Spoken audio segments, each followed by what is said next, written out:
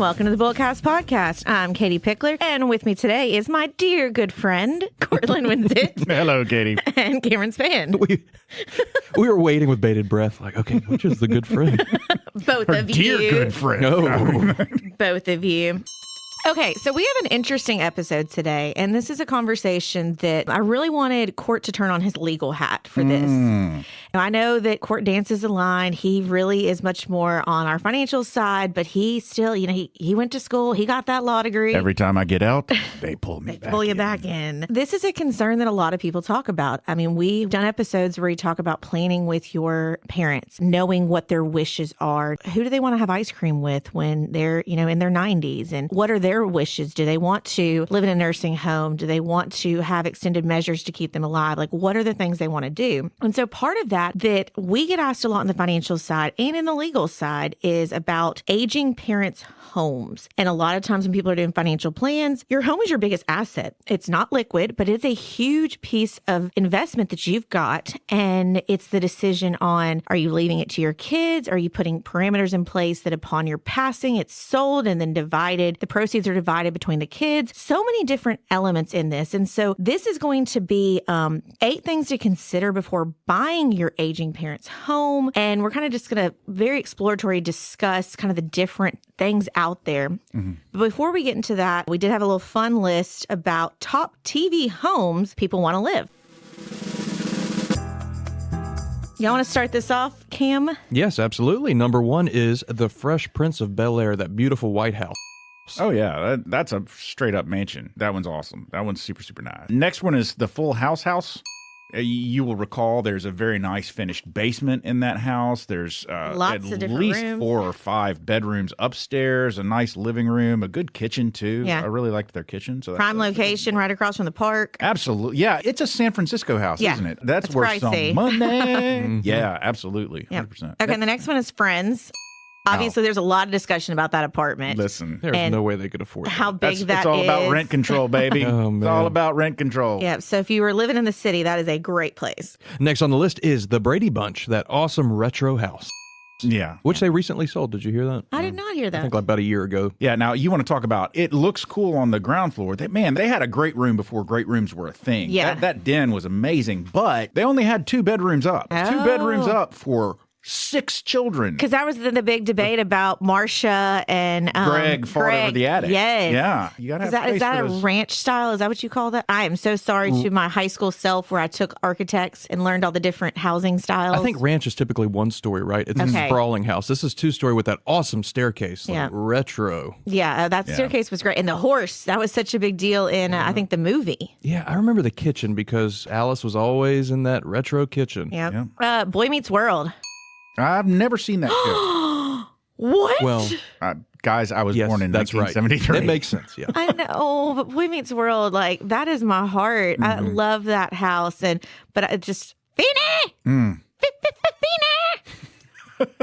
Sorry, I'm a huge Boy Meets World fan. That's a great house. It's wholesome. I think there's some other houses out there that maybe haven't made this list. I mean, listen, there are quite a few houses that haven't made this list. I mean, the Jetsons, why is that not on this list? That would be an awesome house. Wouldn't that to be live awesome? In. Yeah, 100%. We'll get to my favorites that aren't mentioned later. Next on the list is the Sopranos house. Again, this is a Garden State mansion. This is a New Jersey mansion. It's a really, really nice house. You've got access probably to New York City, but it's out in the burbs. And, New Jersey is actually known as the Garden State for a reason. It's got some beautiful shrubberies and so forth. Shrubberies. Beautiful shrubberies. Next on the list, I actually had to look this up, and it unlocked a memory. That would be the house from Sabrina the Teenage Witch.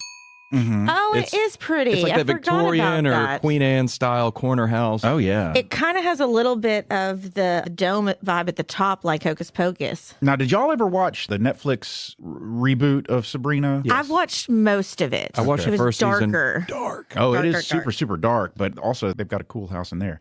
Ooh, this next one. Yeah, I don't know if it's yours or me. I'm not sure. We've been swipping. I know. Mad Men. Mad Men. I mean, there's been multiple houses within Mad Men, apartments, houses, stuff like that. But the main house that they lived in, Don Draper lived in with his family. That very was nice. And then the apartment, sunken living room. Yeah. Yeah, and the apartment, then him and little French girl had. His second wife. That was cool too. Yeah, but then when he goes off to L.A. and some of the houses they talk about there. Okay, and the last one? The last one is the Bachelor/Bachelorette Mansion. I've never watched this show. I actually have, if I'm being honest, and I'd rather not be honest because who wants to admit that? But I do. There are seasons that have piqued my interest that I've watched, but I've never really paid all that much attention to the house. It's just a house. It's a big house. Yeah. Well, I mean, when we were talking about, New York places, it's, one of my guilty pleasures that I've been rewatching recently is Gossip Girl. Blair Wardrobe house, or her penthouse, essentially. Yeah. That's incredible. Yeah. The Upper East Side penthouse of the Waldorfs is absolutely gorgeous. Vanderwoodson's place is really, really nice. Hell, even Humphreys. the Brooklyn loft for the Humphreys is cool as heck, and I would super love to have Chuck Bass's. All of the places there are really super cool. I love the house in Yellowstone. It's a great one. That gorgeous house on 80,000 acres. I mean, it's a cabin, but a mansion. Yeah, which is super, super cool. Yeah, and it's always fun with TV, and this is my last little tangent on this, and then we'll get into aging houses. I was watching, because again, like right now I'm kind of doing stuff in my house. I need background noise. So I need a show that I've seen before, but it's entertaining at least enough to watch and have as background noise. But Heart of Dixie, it was, on for eons ago, but I had that on the other day, and not necessarily talking about a house, but there's a bar in there because it's set in Bluebell, Alabama. And there's a bar called the Rammer Jammer. And the first time that bar showed up as I'm rewatching it, I was like, I recognize that bar. And I Googled it real quick and I was like, that is Merlotte's. So Merlotte's bar from True Blood is the same bar in Heart of Dixie. Oh, wow. So that is very common in Hollywood and doing TVs and movies to reuse houses. Sure. And use it for different things. And so that's why sometimes you'll catch yourself looking at a house and you're like, Father of the Bride house, that looks really familiar. What else was that used in? Or, the McAllister's house from Home Alone. So there's a lot of times they tweak things on that. I got to say, I feel like one house that's missing that was important to me growing up was the house from Home Improvement. Oh, yeah. Yeah. Because you had that big fence in the backyard. With a neighbor. With a neighbor peeking over. Yeah. And I mean, there are several that we didn't cover from shows before y'all were probably born. Stuff like the Silver Spoons Mansion, which is anybody that's from my generation remembers Silver Spoons. The Keaton's house. That was classic, sort of just a. I've never even heard of Silver Spoon. You haven't heard of Silver Spoons? No. It was. Oh my gosh, that's like a castle. It's a castle. Yeah, it's where Ricky Schroeder got his start. He was, if you know even who Ricky Schroeder is, but and like iconic houses like the Golden Girls house, the Jeffersons, and the Waltons house, and then also, I mean, although it's not necessarily the house that you dream of living in, the first thing that pops to mind for me right now when you say a house, TV house, is the Little House on the Prairie. Because that's what you've been binge watching lately. Yeah, the Ingalls house on the prairie is the one that always jumps to my head right now, at least. But anyway, that's fun. I am a big fan of playing make-believe in terms of dark houses shadows that I'm going to live in. Yeah, that big old castle. But we're going off on tangents. Obviously, we are big house lovers. We love these houses. We love houses. We love houses.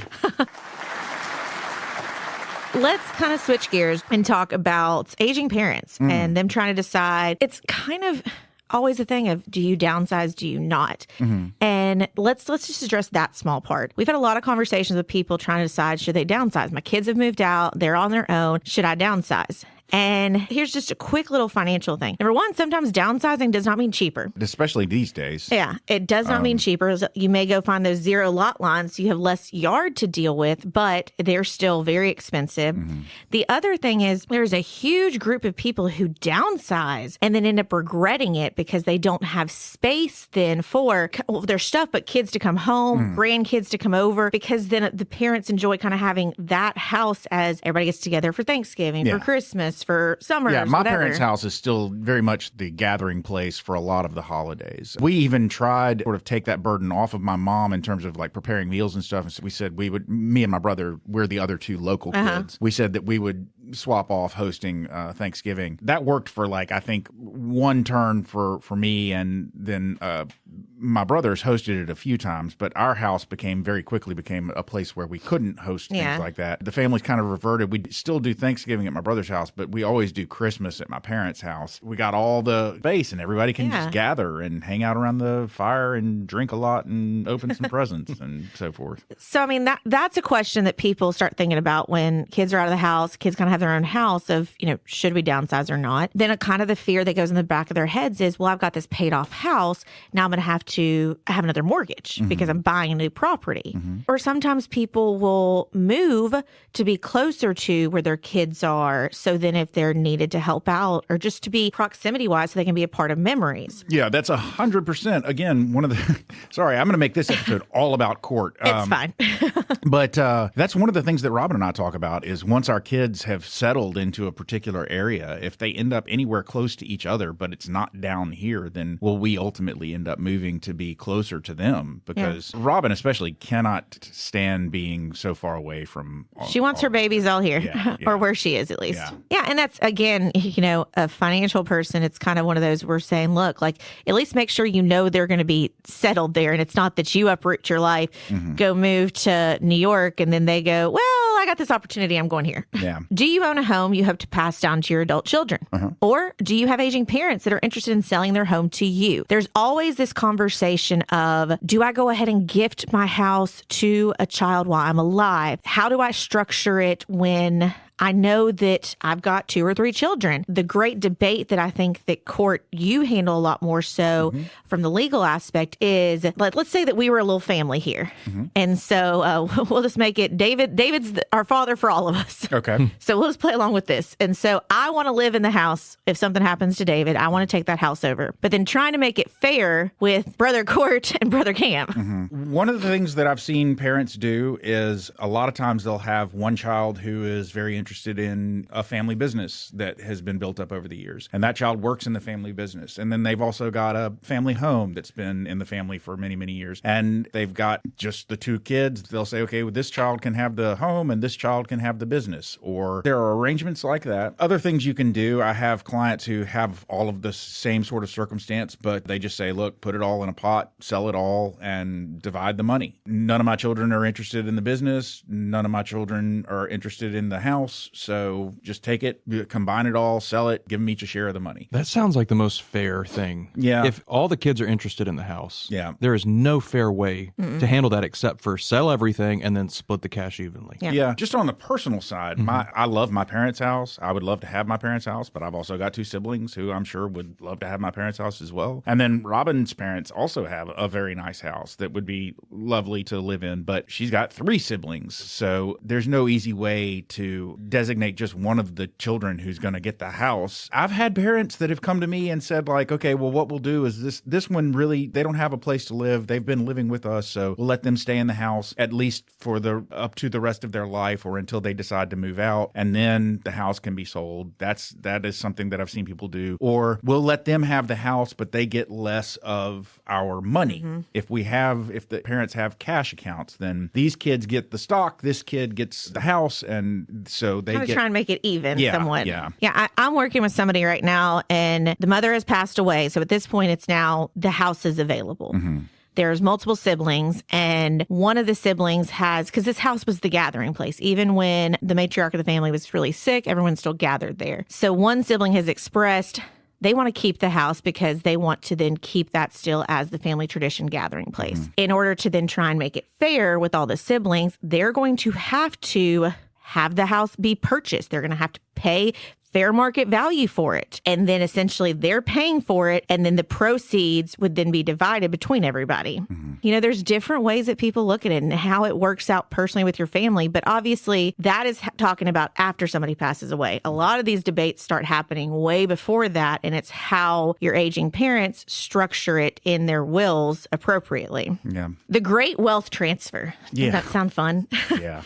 It's set to take place over the next 2 decades when baby boomers, the wealthiest generation in American history, will pass $30 trillion down to younger generations. One common asset many aging parents will look to transfer or sell is their home, especially if they feel compelled to downsize or need to move due to declining health. If you're planning to purchase, transfer, and inherit your parents' home, there are many factors to consider. That's the other thing we haven't talked about is due to health, because there may be situations where you've got to move one of your parents to a nursing home or facility, and then you're almost forced, depending on how you've planned, you need that asset. You need those liquid assets. You need to turn that illiquid asset into a liquid asset to then pay for the place. Well, okay. So although this could be an entire episode in and of itself, so I don't want to. So we may want to just pin that. To get too deep in the weeds, but one of the things that obviously can be done is you can do Medicaid planning so that a parent who requires actual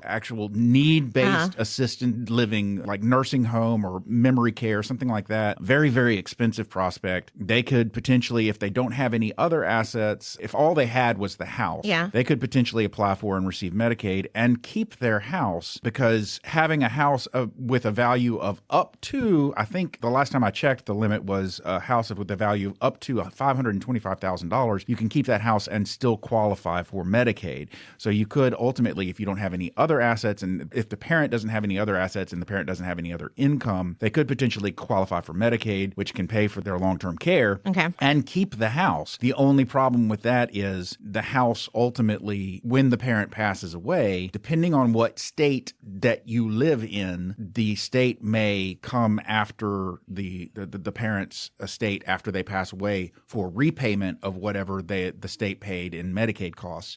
And that could, depending again on the state where you live, that could include the parent's house. You might end up having to sell the parent's house to pay back Medicaid, depending on the state. So you really ought to talk to an attorney, depending on which state you live. Figure out the ins and outs. Yeah, it's better to ask the questions than assume. Yeah. As an aside, this is just an interesting aside here, but when you were talking about the great wealth transfer, you talked about boomers being the wealthiest generation in history. I looked it up, so I just want to read this brief little summary because I think we all know why, but I think our listeners would like to know. Baby boomers are often considered the wealthiest generation because they benefited from a unique historical situation with strong economic growth, affordable housing markets, booming equity markets, and longer life expectancy, allowing them to accumulate that wealth, unlike younger generations who face more economic challenges like the 2008 financial crisis and high student loan debt. Yeah, I mean, that's, again, we're just saying a blanket statement because, there's so many exceptions to things. I agree, Court. Thank you so much for that information about different planning and protection you can do. I do think that's a whole other episode that we can do. So talking about specifically, we've got a list of 8 things to consider before buying your aging parent's home. Personal considerations. Number 1, your parents' wishes.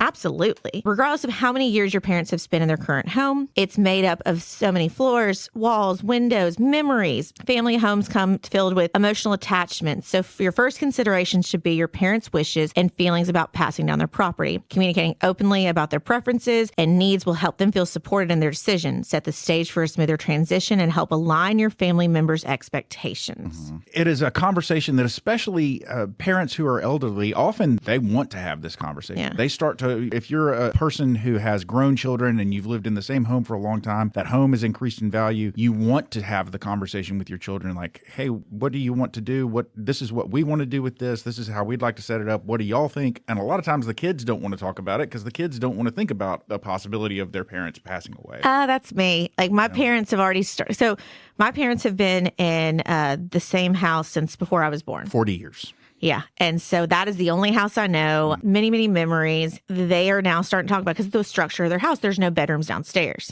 And so they have said, and they've said for years, like, oh yeah, we probably need to look somewhere else. And there was a stint when I think I was in middle school that they were talking about building, going and doing something. And then that kind of fell through. They didn't do that. But it still gives me I don't like talking about it because I don't like the idea of my parents are going to be selling this house. That's the only house I know. And I know I'm rare in that sense that not everyone has that same house that's all their parents have ever had. So I know I have a lot of emotional attachment with their decision, but obviously I have to listen to what they need to do that's best for their health. My mind, I'm like, let's just convert a room to a bedroom downstairs. Let's make this work. We'll figure it out. And that'd be a hard decision to make for parents because your parents built that when your dad was, I think, 25 is what he told me. He was younger, 25 to 30. Yeah. And it goes back to your point that a house, your parents' house, is way more than structure. It is the memories. Probably for most people, they don't want their parents' house because it's really nice. Maybe there are a few people that like that, but it's the memories. Like I think about Laura Ingalls Wilder. You said Little House on the Prairie. Yeah. That tiny, tiny little one-room cabin with a loft. She probably would have liked to repurchase that, not because it's nice, but because it's memories. That's where they survived on the prairie, the memory. Yeah, it would be. So, for instance, my parents, I grew up in one house, and I have very fond memories of my childhood in that house, but my parents sold it when I was 18 and have lived in another house for the following 30 some odd years. Yeah. And they've actually been in their current house longer than your childhood home. Than my childhood. Well, technically, I guess they've been in them both. They bought the one from my childhood before I was born. So they were in it for probably around 30 some odd, or maybe a little less than 30 years. And they've been in the one currently for over 30 years. So back to what I was saying, they've been in the one that they're in now longer than they were in the one when I grew up. But I have more of an emotional attachment to the one that I grew up in than I do the one that they're in now. My kids, on the other hand, have only ever known the house that they currently live in. And so my kids are very much attached to this house. And I think my parents have made very much nice home in their current house. But even just the layout of their home is their bedroom is on the bottom floor, but there are 2 steps to get up to the bedroom level of the bottom floor versus the den level of the bottom floor. And even just those 2 steps, it's like, is there going to be a point where they can't even get up the 2 steps? Is that going to be too much? Which you brought up a point that a lot of people don't think about is sometimes depending on ages, it could be a grandchild that actually ends up wanting the house or being able to take over a house. Well, and a lot of times you will find that I've had multiple clients that have come in and they have a grandchild who is living with them and helping care for them in their later age. And ultimately, they want to make sure that that grandchild can continue to live there after they're gone as well. There are any number of some scenarios. Here is my bottom line, okay? Right now, and for so long now, we've been advising people about estate taxes and basically have been saying, we don't know what's going to happen. We don't know what will happen because we don't know what's going to happen in the election. And the current estate tax laws are set to sunset in 2025. And it depends on who's elected. It depends on who has control of the House and the Senate. Okay, well, now we know who's been elected. We know who has control of the House and the Senate. And one of their top priorities is going to be to extend certain tax-related laws, including the estate tax exemption. Currently, the estate tax exemption for an individual, the first 12 point something million dollars in your estate are exempt from estate taxes. That is the thing that was set to sunset this year.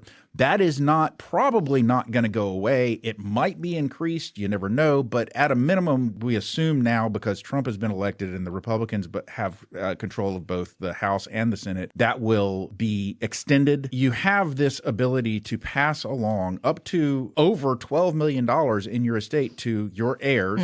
First of all, as I've said before in previous episodes, if you're passing it along to your spouse, it's unlimited. Passing along to your heirs, if you're an individual, you have over $12 million. If you pass everything to your spouse and don't use any of your exemption, then your spouse can use your exemption and your spouse's exemption, which means they've got like over $24 million that they could pass along. So you can pass on a lot to your heirs when you pass away. And there is an advantage to holding on to something versus gifting it during your life. That's what I was going to ask you to elaborate on, because a lot of people, it's like, okay, well, I know that Cam's going to want my house, but a lot of people go, I need to change the title of my house while I'm alive, or I need to do this, I need to do that. And so give us a quick kind of nugget on, obviously a lot of it depends. Yeah. Well, I would say if you're planning on staying in the house as long as you live, then there is no reason to turn it over. Turn it to anybody.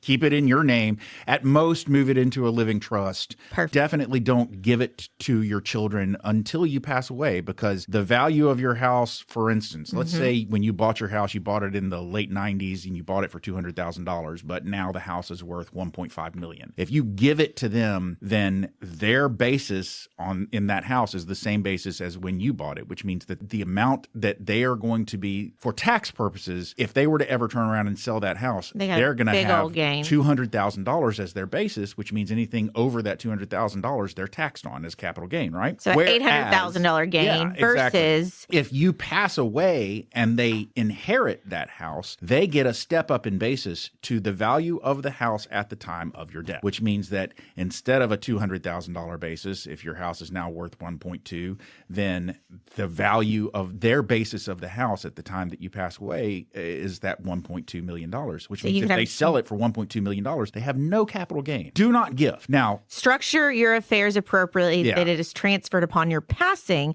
how you want it to. But there are certain times where we tell people, if you want to give in your lifetime, like if you want to give to certain charities while you're alive so you can see the fruits of your labor, if you want to support grandkids with education or do different things like that, absolutely. But there are certain things where you get that step up in basis that is going to benefit your heirs so much more.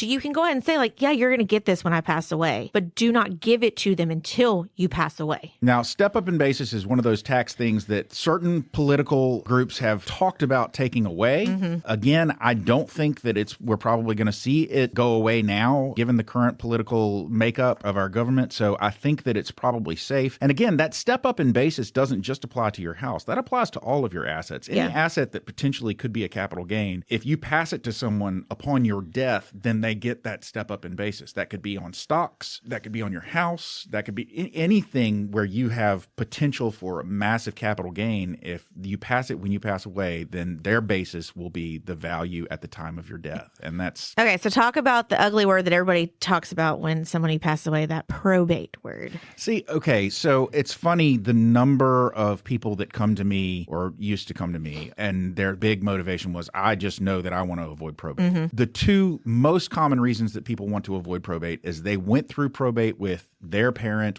somebody else that they know, and it was a terrible experience, or they've just heard that you want to avoid probate. The former, I can't really do anything about. If you had a negative experience of probate, I'm not going to convince you that probate can be not bad. The latter example of somebody coming to me and saying, like, I just heard that I need to avoid probate, I'm like, yeah, that's a big marketing trick that a lot of lawyers use to try and sell a trust, So you're saying it's a buzzword that you need to ask more questions. Yeah, kind of like absolutely. Passive income that we've talked about. We need to dive deeper. Exactly. If the only thing in your estate is going to be a house, probate for a house is not that bad, because there is usually in many, many states in this country, there is a limited type of probate that you can do just to pass along real estate. And that limited probate is not very complicated at all. It's usually not very expensive. And so if your house is your only asset, if that's your major asset, then we could do a limited probate. It's called a probate for muniment of title, but it's basically, just think of it as kind of like a quickie version of probate.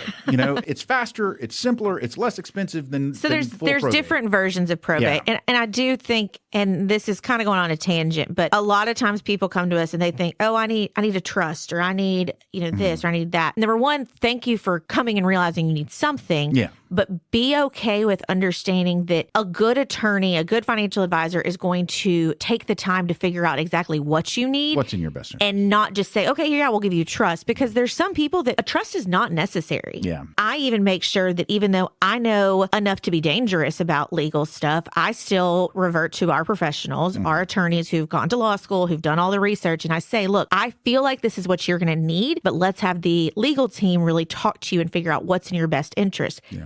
My other little caveat about that is it could change. Yeah. What you need right now can be very different than what you need 10 years from now. Yeah, definitely. Depending on your situation, what's changing. If the you law. Have the law, if you have the law.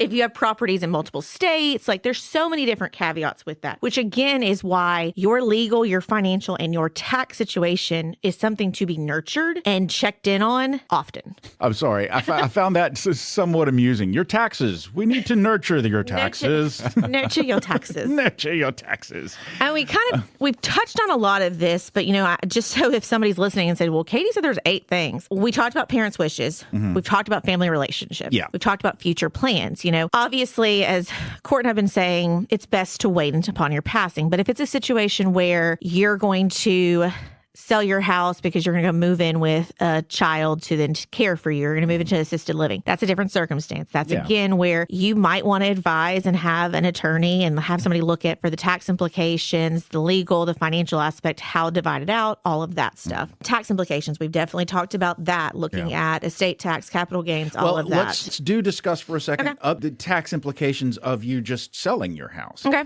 Not you're gifting it to your child, but let's just say you're going to sell it to a third party. Yeah. You could potentially be facing capital gains Absolutely. on the sale of that house. Are you planning on taking the proceeds from the sale of that house and rolling it into another house? Or is this just something that you plan on sticking in the bank to fund your assisted living care or something like that? Obviously, the same scenario. If you bought that house at $200,000 and you're selling it at $1.2 million, that's $1 million in capital gains. What are you doing with that money? $1.2 million would buy you a place in Florida if you want to, move to Florida. But if you're just planning on sticking that money in the bank, you're going to pay some capital gains. You're going to have some capital gains, yeah. There's a lot to consider. And so it's just make sure that when you're looking at these conversations, you're talking about the financial, the legal, and the tax implications. Impact on benefit, transferring or selling a home can also affect eligibility for certain government benefits like VA pensions or Medicare. This is because these programs have strict asset income limits, and transferring or selling a home can affect those limits. So again, it's, seek an attorney or financial advisor who specializes in elder law to understand the potential impact and explore options protecting these benefits. Now, I know we've kind of gone long-winded on this. I actually had to ask Court this the other day. I had a client call me and say, do we do elder law? I think this is an episode of its own, but elder law is also a buzzword that can encompass so much. Elder law is basically any law that might apply to an elderly person, which could include anything from getting a conservatorship because the person can no longer care for themselves, to elder abuse, which is obviously something that we see in this industry a lot, people taking advantage of the elderly, but also it can be physical elder abuse, to just the kind of planning needs that we've talked about with Medicaid, Medicare, stuff like VA benefits, stuff like that. All of that sort of falls under this massive umbrella of elder law. And do we do elder law? We certainly practice in some areas of elder law. But not our everything. Law firm does, but not everything. Beyond our duties as a financial advisory firm to make sure that if we suspect elder abuse, Absolutely. we have to report it. I'm not interested in handling a case because honestly, some of the toughest law that I studied in law school had to do with cases of physical abuse of elderly in my elder law. It's not the sickening. things that people do to their parents, to elders that are in their care as a third party. I mean, it's terrible, terrible stuff. It takes a special sort of tough kind of person to practice that kind of law because it can be very, very disheartening. You sort of lose faith in the human race a little bit. But to answer that, then it's kind of like the trust question. If somebody says, oh, I need a trust, at least I can speak for our law firm, and I would think most law firms, if you go in and explain the situation, if they don't handle it, they probably know people who are experts in those fields. And that's where not every financial advisor is the same. Not every lawyer is the same. And that's why people have different specialties they work with. And so don't feel discouraged if you come in to work with somebody and you're like, well, you handle my investments, you handle my taxes, you handle my wills and powers of attorney. Why can't you help me with this? And it's just people, at the end of the day, each of these individuals in these fields are looking at what's the best interest for you and who is the best representatives for you. The example that I always give people is, would you want your family doctor performing brain surgery on you? Yeah. Lawyers are the same way. There are lawyers that specialize in certain things. Now, there are lawyers out there. One of my favorite sayings is, if you